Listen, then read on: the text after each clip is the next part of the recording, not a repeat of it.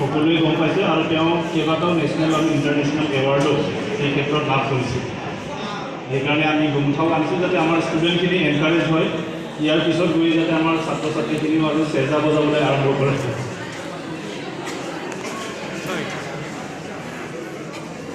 To be a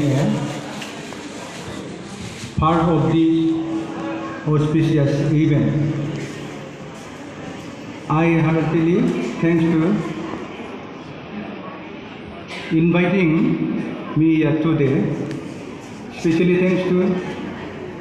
Prasanto sir, Prasanto Boro. And now I would like to present some flavor of traditional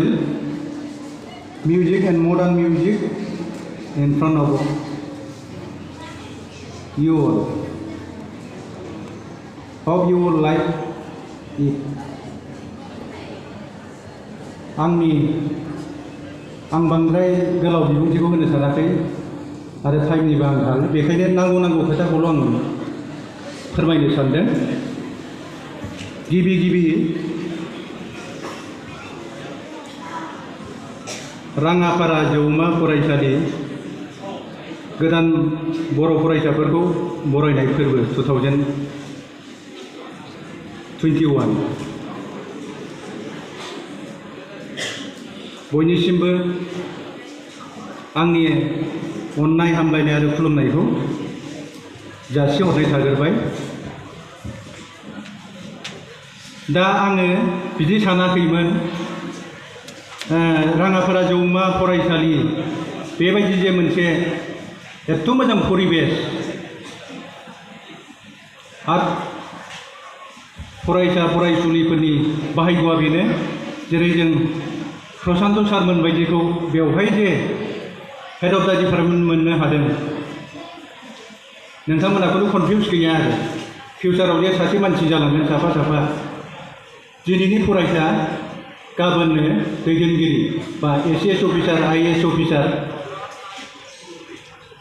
आरो आं सानो प्रशान्त बर' सारानो बर' साहित्य सभायावहाय उन्दैसिन general secretary गाहाय नेहाथारि आरो बे नोंथांमोननि जायगानि थाखायबो बा बर' माहारिनि थाखायनो जोबोद मोनसे थुलुंगाथाव, इयुन जोलैनि थाखाय मोनसे खराग आरो बियो। दानिया आं सानो गोजामानो जा गोदान फरायसाफोरानो जा फिउचारावहाय माबा मोनसे गल मोनसे एम इन लाइफखौ लानानै आरो मोनसे थिरांथा लानानै फिउचाराव जौगालांनो हायो। मानसियानो बानायो, मानसियानो मावलाङो। जों माखासे कनसेप्टखौ थिग खालामोब्ला फिउचाराव जानो हायिनि सासे गिदिर मानसि बा दैदेनगिरि जानो हायिनि जेबो खोथा गैया। आरो एज फर एग्जाम्पल नोंथांमोननि जायगानिफ्रायनो गोबां दैदेनगिरिबो ओंखारबाय, एसिएस अफिसार बा आइएएस, आरो बे स्पेसियेलि बे कलेजनिफ्रायनो थांगासिनोबो दं। जेरै दा मिथिनो मोनबाय एसे आगोलावहाय नोंथांमोननि कलेजनिफ्रायनो बर' डिपार्टमेन्टनिफ्राय मा होनो इउनिभार्सिटिया डिब्रुगड़ इउनिभार्सिटियावहाय जे एफाराब बुरजा एडमिसन मोनदों, बेबो गोरलै खोथा नङा आरो गोरलै बाथ्रा नङा, जोबोद बाख्नायथाव। नोंथांमोना बिथांमोननि थाखायबो खेबसे गोबारै आखाइ खबनानै दं।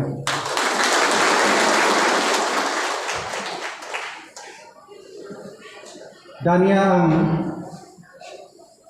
नोंथांमोनहा जोबोद मोजां गोदै खोथा बा माखासे इथिक्स गोनां राव सारमोननिफ्राय खोनाबाय थाखायो। आङो बिनि सायाव बुजाबनो सानला, टाइमाबो आंखाल, बेखायनो माखासे सेरानि सोमोन्दैनो आं बुंनो सानबाय। बेखौ बरनायबाय थानाय हिसाबै बेनो फोरमायनांगौआ, दा जों गोदो सेरजाखौ दामनायाव बिराद गोब्राब मोनोमोन। बे कर्डबो गैया, गिटारफोर बायदि माबोरै रोंनो, बेफोरबायदि मोनसे कुइसन फैयोमोन आरो बेथ' गोरलै खोथा नङा सेरजाखौ सोलोंनांगौआ। बेनिफ्राय दा मा जाहैबाय,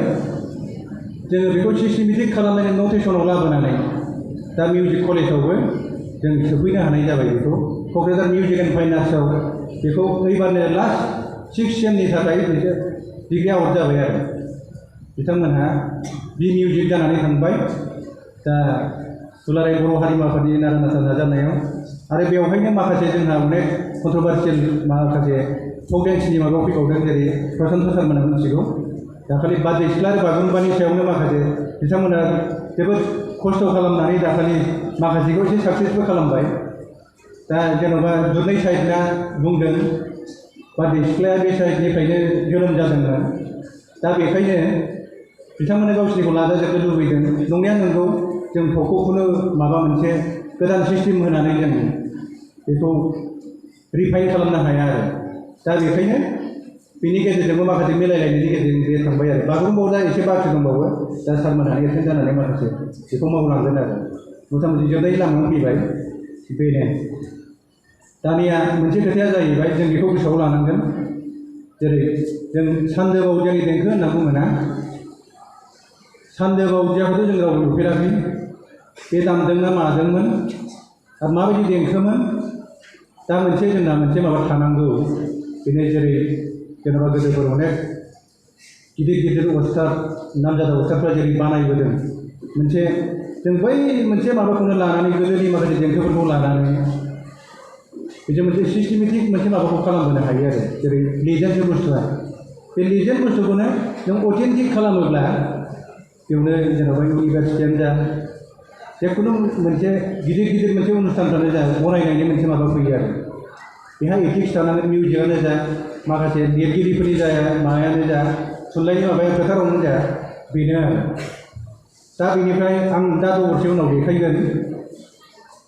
जेरै जोंना सेरजायाव मोनसे नियम दं सल'बो बे सल'बो जानानै थादों गोदोनि आबै आबौमोनहा जोंनो खिन्थायोमोन नैबे गेजेरनि आसिखौ सौनो मोनालै फिसौफोर बेखौ सौवोब्ला मा जायो मोसाया अरफैयो मानो मोसाया अरो बै समावथ' हाग्रा जोबगोनबो बादा थायै थायै बादारि खालामो बैसां खालाम सिखार खालामनो माखासे जेब्लानाखि बरिं जायो सेरजाखौ दामो आरो बेयावनो दामगोनबो बिसोर गिनांगौ जायो मोसा लख्रानि उपद्रब दा मोनसे जों बेखौ सिस्टेमेटिकलि माखासे जों मोनसे इथिकेल मोनसे माबाजों नाहरबा जों नुहुरो परिबेसखौ आरो दा बे मा जाहैबाय नैबेखौ सौनाय लोगो लोगो गुबुनारि देंखो फैयो सेरजायावहाय गुबुनारि देंखो दा बेखौ ओरैबायदि दोनखुमालांदों खिन्थु बिनि एन्सारखौ होलाङाखै बिसोर बेजों सौबाजे मा जायो जोंथ' थाब मोनथिनो लुबैयो थाब मा जामारोब्रा बेखौ सौब्ला खिन्थु जों दा बिजिरनानै मोनहैबाय बेखौ दामनाय लोगो लोगो गुबुनारि देंखो जेरै बाहेरायाव मोनफ्रोमबो बाहायजोबगोन खिन्थु जोंनाव बाहायजाया आरो नैबे आसि मोनसेया बर' फक बा ट्रेडिसनेलावहाय आरो बे खिन्थु बेजों सोरबा बाहायदोंबा बे भुल जाबाय बे फिंगारा रं जाबाय आरो दा बेबायदि आं दा दसे उनाव बेखौ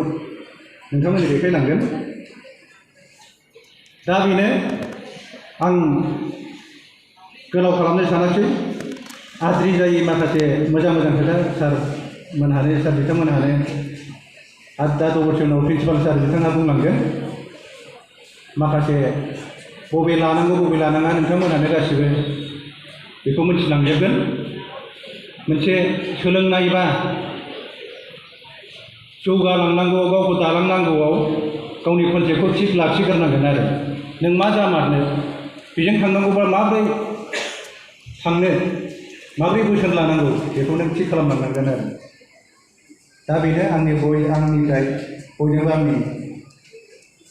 जाफुंसारनायनि लामाखौ मोनसे आशीर्बाद हरनाय बायदि खालामबाय जाहाथे दा आं माखासे बुंलांबावगोन दामनायनि गेजेरजोंनो बेखिनियाव आं बुंनानै दोनथ'बाय आं दामनायखौ जागायनोसै टाइमखौ नस्थ' खालामला